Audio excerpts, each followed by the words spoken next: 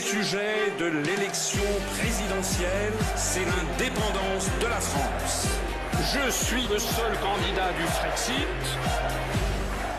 Mes chers compatriotes de métropole, d'outre-mer et de l'étranger, alors que la campagne présidentielle est le moment qui doit permettre aux Français de décider en pleine connaissance de cause de leur avenir collectif, force est de constater qu'il n'y a actuellement aucun vrai débat de fond. Moi, je ne joue pas sur les émotions. Je m'adresse à votre intelligence pour que vous compreniez les problèmes de la France. Parce que je suis honnête, je ne vous propose pas de renégocier les traités européens.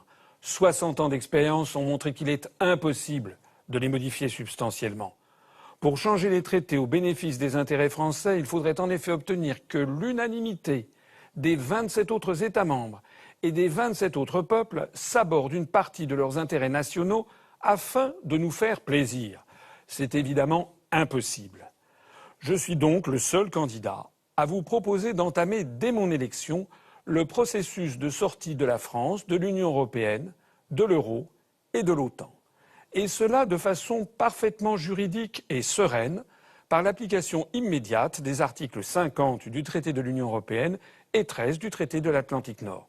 C'est ce que l'on appelle le Frexit.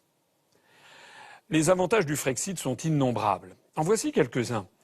Le Frexit nous permettra de faire des économies considérables, car la France verse chaque année 9 milliards d'euros de plus à l'Union européenne qu'elle n'en récupère. Si l'on y ajoute les économies que nous allons réaliser sur les cofinancements, sur les condamnations pécuniaires, sur la fraude et l'évasion fiscale des grandes entreprises, nous bénéficierons d'environ 34 milliards d'euros d'économies par an, soit 170 milliards sur le quinquennat. Ces économies seront réalisées sans que les Français en souffrent.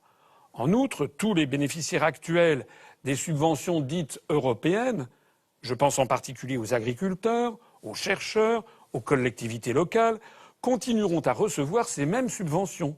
Mais cette fois-ci, elles seront versées directement par la France, sans transiter par Bruxelles. Ce n'est pas tout. Le Frexit se traduira aussi par un allègement considérable des réglementations et donc des coûts de gestion qui pèsent actuellement sur les agriculteurs, sur les artisans, sur les TPE, sur les PME et j'en passe. Par ailleurs, une étude récente a montré que la sortie de l'euro permettra de faire baisser de façon spectaculaire le nombre de chômeurs de catégorie A de 1 à 2 millions en 2 ans. Sans le Frexit, et quelles que soient les belles promesses qui vous seront prodiguées par ailleurs, la montée du chômage et de la pauvreté continuera inexorablement comme c'est, hélas, le cas depuis 15 ans. Sortir de l'Union européenne, c'est faire preuve de bon sens et de responsabilité. C'est enfin apporter la vraie réponse aux problèmes des Français. C'est entrer dans le XXIe siècle. Le Frexit, ce n'est pas refermer la France, c'est au contraire la rouvrir sur le monde entier. C'est choisir la démocratie et la liberté.